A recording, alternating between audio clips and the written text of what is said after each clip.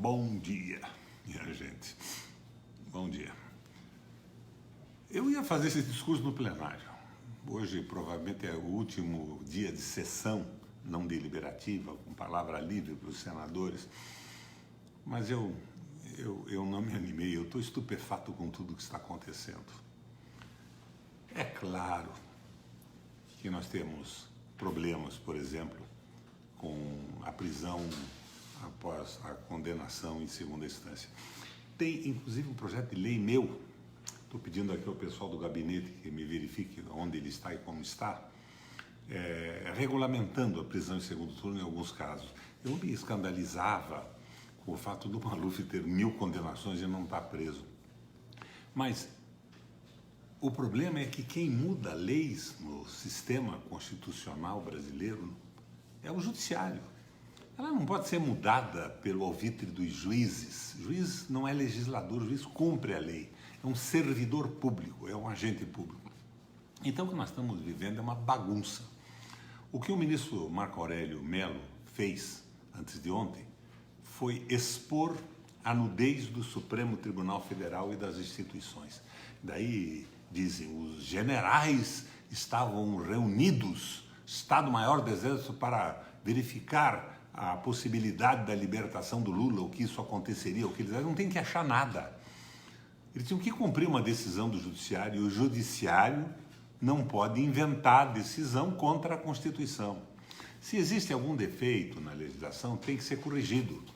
Uma grande discussão com a sociedade e com a exclusiva participação do Poder Legislativo e a sanção do Poder Judiciário. Se é emenda constitucional, o próprio Poder Legislativo resolve isso. Fala mais perto do microfone. Será que está ruim assim o som? Deixa eu ver aqui se é algum problema aqui do... Não, estou com o som todo. Melhorou? Minha gente, melhorou? Melhorou o som? Uma pergunta aí ao pessoal que está me acompanhando. Reclamaram que eu estava falando longe do microfone. Melhorou o som, minha gente? Bom, eu quero conversar com vocês sobre essa coisa toda, essa história de liberalismo econômico, Paulo Guedes. Eu não vou meter aqui a miudeza que acarreta o poder na mão do baixo clero. É claro que grande parte desses medíocres parlamentares fica com o salário dos seus funcionários. Lá no Paraná chamam isso de gafanhoto. E lá no Paraná, quando pegaram um vereador, como era o nome do vereador, Benedito, lembra? Custódio da Silva, se não me engano. A polícia verificou, o Ministério Público acusou e o Judiciário cassou. Então, se o Flávio Bolsonaro estava fazendo isso, que se resolva isso no nível do judicial, no nível do judiciário. Minha gente, quem estava reclamando do som, na verdade, eu acho que tinha que levantar o próprio som, né? Que parece que a coisa está andando. Mas eu quero fazer uma digressão aqui, preparada pelo pessoal do meu gabinete. Texto com a marca do Benedito Trindade. Era um discurso que a gente tinha preparado para ser lido no plenário, mas eu me desestimulei com o plenário hoje. Aliás, eu estava sintonizado agora no gabinete, no plenário, e assisti um discurso brilhante da senadora Vanessa Graziotin. Equilibrado, sério, ponderado e mostrando que nós estamos vivendo uma desorganização absoluta no Brasil. O Brasil precisa de ordem e progresso. E ordem e progresso é obedecer à Constituição e à legislação. Não é exacerbação corporativa de militares, de juízes, de promotores. Esta bagunça tem que acabar. Mas vamos lá. Eu quero, então, conversar com vocês sobre o que está acontecendo no Brasil e no mundo. Quando a terceira Constituição francesa, depois da Revolução de 1789, consagra entre seus pressupostos básicos o direito à propriedade, o filósofo alemão Johann Fichte faz uma pergunta singela. E os que não têm propriedade, como é que ficam? O direito de propriedade foi consagrado na terceira Constituição francesa depois da Revolução de 1789. E a pergunta do filósofo é pertinente até hoje. Se a nossa Constituição consagra o direito de propriedade, os que não têm propriedade, como é que ficam? Por exemplo, no Brasil, a absoluta maioria da nossa gente e do nosso povo. A pergunta de Fichte calha a fiveleta, como diria o Bandeira de Mello, diante da decisão do próximo governo de extinguir o benefício assistencial aos idosos e às pessoas com deficiência, de acabar com o aumento real do salário mínimo, de caçar os poucos direitos trabalhistas restantes, depois da reforma de 2017, porque, segundo o novo presidente Jair Messias Bolsonaro, os empresários brasileiros continuam sofrendo muito. Meu Deus! Se com a reforma da Previdência, que restringiu o acesso dos trabalhadores à Previdência Social, e até mesmo pretendeu acabar com a Previdência Social, depois de estabelecer a autonomia do Banco Central, consagrando e elevando à condição de dogmas todos os fetiches, bobagens e asneiras neoliberais do mercado financeiro, o que vai acontecer com o Brasil? Diante do que disso tudo, nós poderíamos perguntar como Fichte: e os que não têm propriedade? E os que não têm aplicações na Bolsa? Os que não têm aplicações na Bolsa? Os que não têm dinheiro em paraísos fiscais? E os que estão na lista os que não estão na lista dos mais ricos da Forbes? Os que não foram premiados com a delação premiada? Os que não foram perdoados pelo ex-juiz? Não acumularam R$1.200.000 sem origem declarada? E esses? Os que não transacionaram com a mulher do presidente, como é que ficam? Ficam fora, porque o próximo governo será um governo para poucos. Sem nenhuma sofisticação, com a arrogância e a grosseria distintivas de um Chicago boy, esse Paulo Guedes, que deixa claro que não quer nem saber da população brasileira.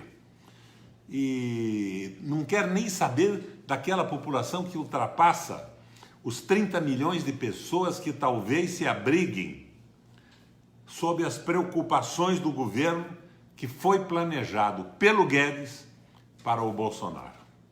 Como explica o economista André Araújo, a política econômica do Guedes foca nos 30 milhões de brasileiros que têm renda segura e vida financeira estabilizada. E aqui, Araújo repete o filósofo alemão ao perguntar: o que fazer com os 180 milhões de brasileiros que excedem as contas do Paulo Guedes? Pior, pondera Araújo, além de não estarem no radar do próximo governo, do brilhante condottiere Bolsonaro, Jair Messias Bolsonaro, não estar no radar da economia nacional, esses 180 milhões de brasileiros vão sofrer as consequências das políticas anti-pobres, anti-idosos, anti-vulneráveis, anti-aposentados, anti-pensionistas e, fundamentalmente, anti-trabalhadores. A concepção de Estado Nacional de Paulo Guedes não vai além do estreito limite da boca do poço em que vivem os manipuladores das bolsas, dos fundos de pensão, do câmbio e dos juros. A fábula do escorpião e do sapo ajusta-se à perfeição à visão de mundo desta gente, que agora toma conta do Brasil em virtude dos acontecimentos que levaram a esse insucesso eleitoral. Esta inviabilização da democracia direta, a meu ver, é evidente. Quanta pequenez, quanta estreiteza de ideias, quanta dureza de sentimentos, quanta impermeabilidade à dor dos pobres. Diante disso, permitam-me, mais uma vez, manifestar meu inconformismo, decepção e padecimento com a participação das Forças Armadas no próximo governo. Não se trata, como eu já disse, da presença deste ou daquele militar. É a instituição da qual todo brasileiro se orgulha, que se entrelaça, confunde-se e funde-se com esta loucura que é o poder estabelecido no Brasil a partir do dia 1º. Nossas Forças Armadas vão viver sob o mesmo teto com a mais impiedosa, antibrasileira, rapace, medíocre e imbecil equipe econômica jamais montada por um presidente da República ao longo da nossa história. O que resta, como na ópera de Chico Buarque, é saber até quando esse casamento vai durar. Até que a casa caia, até explodir o ninho, até trocar em tiros ou até o fim dos dias. Eu espero, no entanto, que cesse tudo isso num breve futuro, muito breve futuro. Pessoas importantes e entendidas da política brasileira dão 6 meses de sobrevivência possível para esta loucura neoliberal e essa doidice representada pelas declarações do presidente Jair Messias Bolsonaro e de sua equipe indicada de ministros de governo. Citei Fichte e sua incômoda pergunta. E os que não têm propriedade, como é que ficam? Citei Araújo e o seu generoso cálculo de quantas pessoas cabem no plano de Guedes. 30 milhões de brasileiros em 204, 205 mil. Cito agora um dos pensadores mais controversos da história da economia política, o holandês bretão Bernard Mandeville. Precursor de algumas ideias depois tornadas fundamentos do capitalismo por Adam Smith, ele faz uma leitura por muitos classificada de cínica do comportamento humano, ou de como ele desejava que fosse o comportamento humano. Mandeville considera o vício essencial para o desenvolvimento e avanço da sociedade humana. O vício, para ele, é essencial para o desenvolvimento e o avanço da sociedade humana. Em sua obra principal, Fábula das Abelhas, ele diz que uma sociedade virtuosa está condenada à debilidade, ao relaxamento e, por fim, à decadência. A negação absoluta de todas as ideias das grandes religiões, do cristianismo, do islamismo, do budismo, de todas as religiões significativas na história da humanidade no planeta Terra. A virtude, diz ele, amolece, inibe, condiciona e trava os instintos dos homens na busca do progresso. A virtude, diz ele, impede que os homens arrostem e arrastem tudo e todos na conquista de seus objetivos. É a ganância viciosa pela riqueza que leva a sociedade a avançar. São os vícios privados que geram benefícios públicos. O autointeresse, o individualismo, o eu e a ação coletiva de indivíduos que assim pensam e agem sem qualquer preocupação com ética, bons costumes, honra, retidão, é que impulsionam o capitalismo para Mandeville. Minha gente, é o que estamos vendo no Brasil hoje, é o que se anuncia com a nova equipe do governo. Para o precursor de Adam Smith, quanto à ideia da mão invisível do mercado, são os mais depravados e vilipendiados comportamentos que geram efeitos econômicos positivos. Portanto, Enganam-se os que classificam Bernard Mandeville de cínico, de satírico, de libertino e de maldito.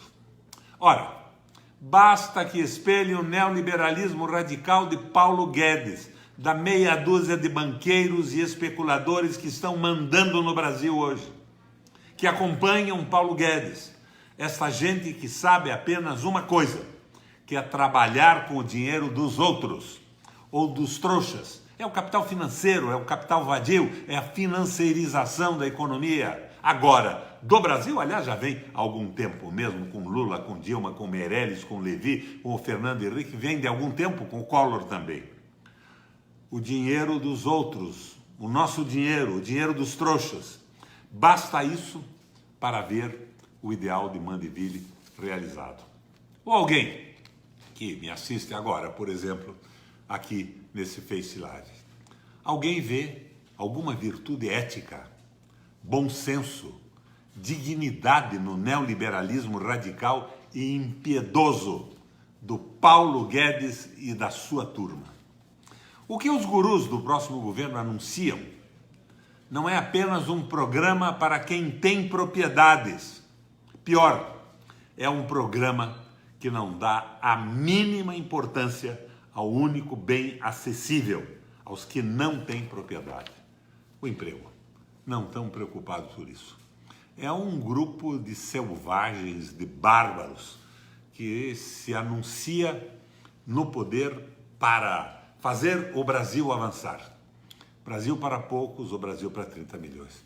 E ao lado disso tudo, juízes que criam leis ao seu alvitre, conforme a sua visão ideológica.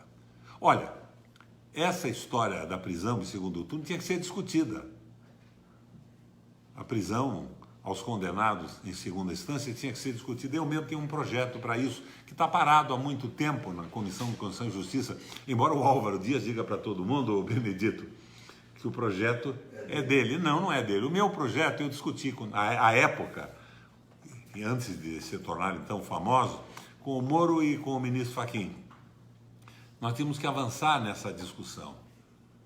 Mas quem faz leis é o Congresso Nacional. O Judiciário cumpre leis, são agentes públicos. Fizeram um concurso, decoraram apostilas. Outros vão um pouco além, se aprofundam na filosofia do direito. Mas a massa é de leitor de apostila. E de repente se arrogam os transformadores da sociedade sem um munus popular, sem uma autorização eleitoral. Minha gente, está uma bagunça isso. O nome disso é esculhambação. Por isso, no início, eu elogiei o discurso da senadora Vanessa Graziotin. Essa esculhambação tem que acabar. Ordem e progresso. Ordem é obedecer à Constituição. Não me interessa o que pensam juízes, nem juízes do Supremo Tribunal Federal. Eles têm que obedecer o princípio constitucional. Senão, é rigorosa e absoluta esculhambação.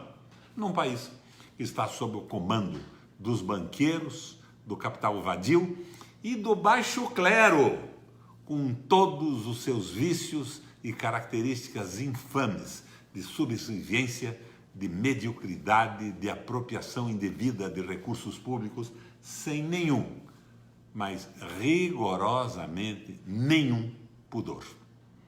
Bom dia, minha gente. Eu fico por aqui. Agradeço aos que me acompanharam. E peço, eu não vou promover isso, não vou pagar para promover no Facebook, aos que me ouviram que compartilhem esta minha conversa. Eu aprecio muito o retorno, as críticas, os elogios daquilo que coloco com a clareza que posso sempre no Facebook. Bom dia!